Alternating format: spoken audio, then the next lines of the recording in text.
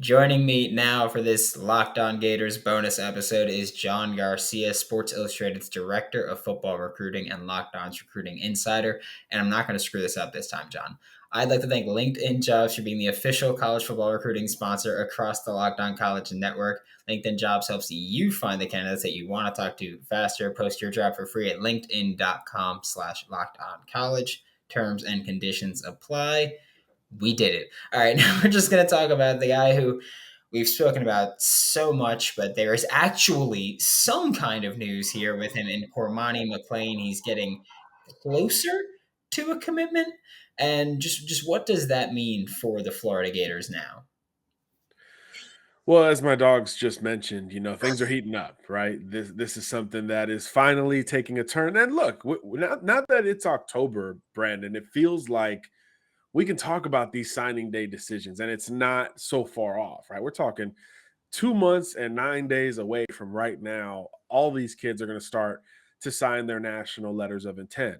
So it really is kind of the home stretch of the 2023 recruiting cycle. So for Cormani McClain, it's always been, will he make it to that point? But as we continue to dig on the number one corner and defensive player in America, it does seem like things are going to happen sooner rather than later. And I think the biggest reason why is because with the schools he's most familiar with, he's already gotten all the questions he had answered, right?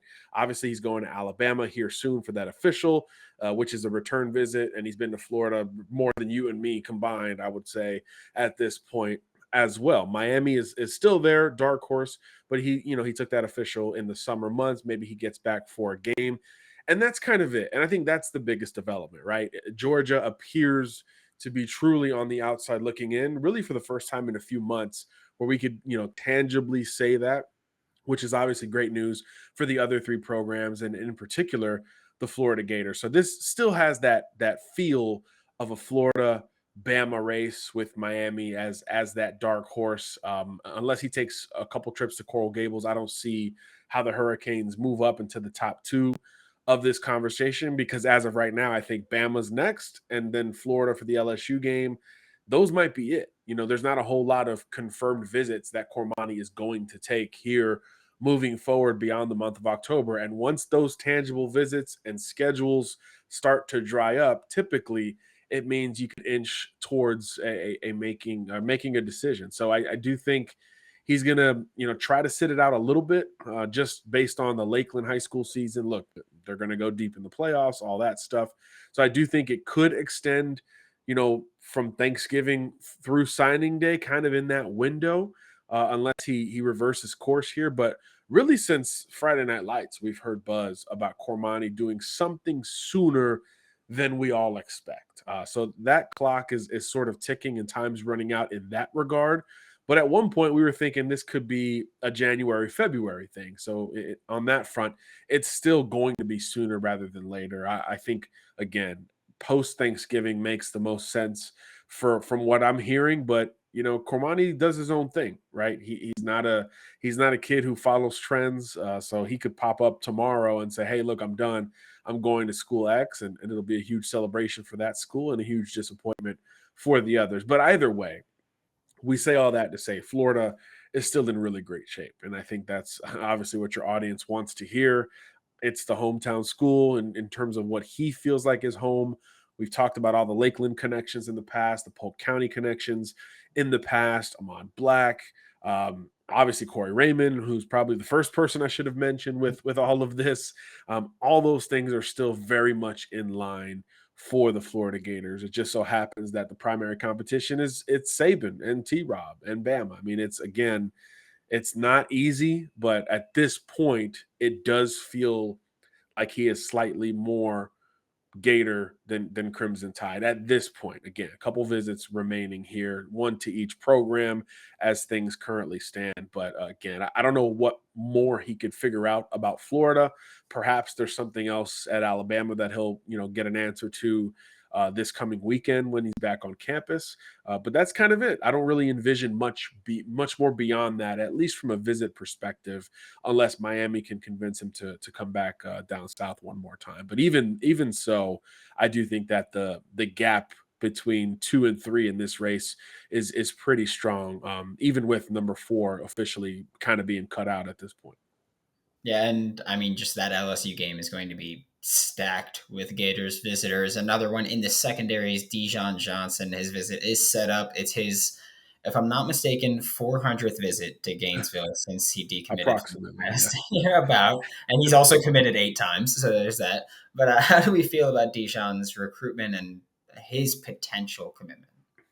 Look, there's been no other visits, right? It's been Florida, Florida, Florida, Florida, and maybe one more that I missed since he decommitted from Ohio State, and even before that decommitment again, it was Florida. He is saying the right things about other schools, and it's the same schools, by the way. It's Miami, Alabama, Georgia, Ohio State is still communicating with him. Of course, he was committed there for quite a while, but all the visits, all the intel suggests that this is Florida's race to lose. It shouldn't be presented as the Gators are going to take one of these two big corners. I think that's important to note that this isn't one of those, hey, Corey Raymond's going all in for Cormani, and if he doesn't get Cormani, they're going to take Dijon Johnson. I don't think it's that simple. I think it's a combination of, hey, we want both of these guys whenever they're ready.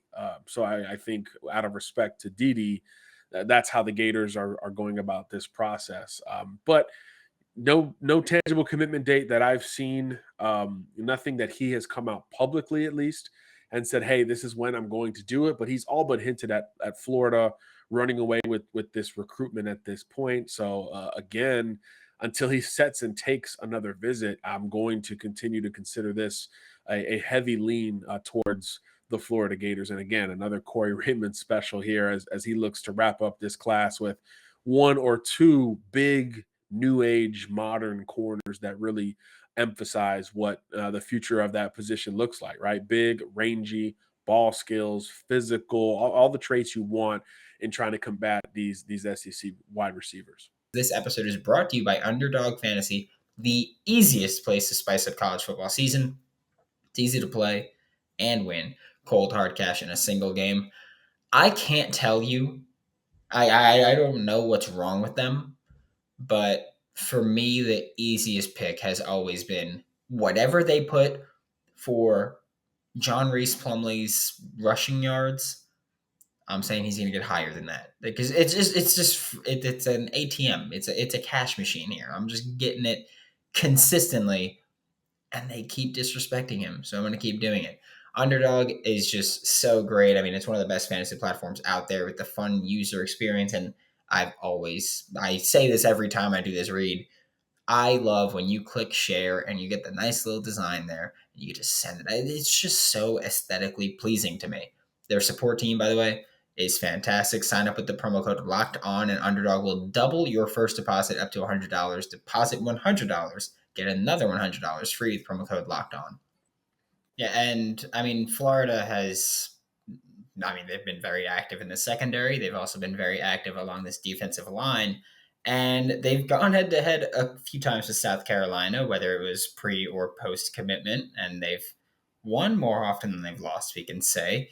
Zavion Hardy is committed to South Carolina. Is Florida looking at a flip for someone who is scheduled to take a visit to Gainesville very soon? So, how do we feel about a potential flip candidate here?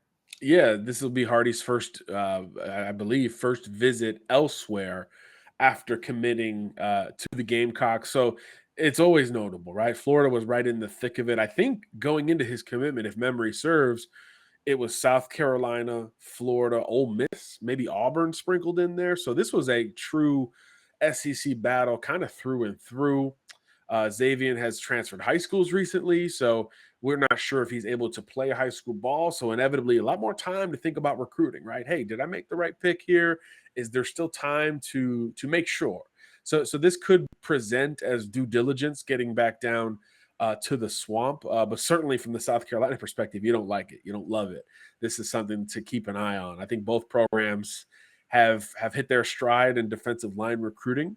And on Florida side, programs are still after some of these Gator commitments, right? I know Kelby Collins is going to get back to Bama here soon, so maybe this is due diligence on Florida's part all the same. So it's interesting, something definitely to keep an eye on. But I'm kind of wondering, right, with these big DB, D line, and wide receiver hauls, is there a cap, right? Is there a cap that Billy Napier's like, we can't get over this number for this position group? Because it does seem like the strengths of UF's 2023 class are only, being reinforced with some of the guys that are still out there potentially to add on to this list of verbal commitments. So quite fascinating. I think there's always a flip conversation when you're talking about high level recruiting, SEC recruiting in particular. And it works both ways. Billy Napier knows that. He's experienced that, more times than most of us. So I do think this could be some due diligence on both the program and prospect side of the coin with Zavion Hardy. Yeah, and I mean, there's one more player to talk about today specifically, which is Bryce Thornton. He's scheduled to commit next Thursday, 2023 safety. We've talked about him quite a few times before. He's down to Alabama and Florida. And how should we feel about this in Gainesville? Should feel good because as of right now, I actually checked this morning. The only visit set for him beyond the verbal commitment date is another trip down to Gainesville. So, I mean, if we're just, playing detective here from an optical perspective, you got to feel good about Florida's chances. I think Florida's held buzz with Bryce basically the whole way through. Alabama did get him on campus in September. It was an official visit. I think it was for the beatdown of Vanderbilt. Shout out to the Commodores. At least they look good. So he obviously got a good show. He obviously was able to spend time with the entire crew there in Tuscaloosa. But that's another program where the DB room is pretty full, and we know they're after Cormani McClain. We know that the numbers are pretty limited there in their own respects. So that part of it is fascinating. But I think until we hear otherwise tangibly, this has long felt like the final safety piece to the Florida Gator puzzle in this class of 2023. So unless he moves the visit and or that commitment date, which it's fast approaching here, I do consider this Florida's race to lose, despite Bama getting the most recent trip. And we've spent a lot of time talking about, Florida's got a billion receiver commits. They've got a ton of D line guys, a ton of safeties, and just secondary players. And they keep talking about that. And how does that fit in terms of competing for playing time? Something that Billy Napier has done very well is getting true freshman snaps. You look at Trevor Etienne, Chris McClellan, Devin Moore, Shamar James, a few more guys. He's working in Trey Smack on kickoffs now, so he's contributing. How does that kind of play into, I mean, specifically these positions where there's so many Gators commits? How does that kind of play into, I will get playing time or I could get playing time early, where you can look at a Bama and you could say their secondary is crowded with either guys that were 4 and 5 stars a couple years ago, guys that are 4 or 5 stars now, and I might not be able to get a path to playing early, whereas Billy Napier's proven he's perfectly willing to play a true freshman if they deserve it. I think that's a great point. It's tangible now, right? It's not just something that you're using in recruiting and saying, hey, come here and you got a shot to play while you're still a teenager. It's something that is being shown every single Saturday or Sunday last week from that Florida Gator perspective, particularly on defense, as you mentioned, right? With some of those key spots that Florida appears to be really prioritizing on the recruiting trail, at least from a positional perspective. So when it's tangible like that, it's just easier because it's there. It's something they can see, they can feel.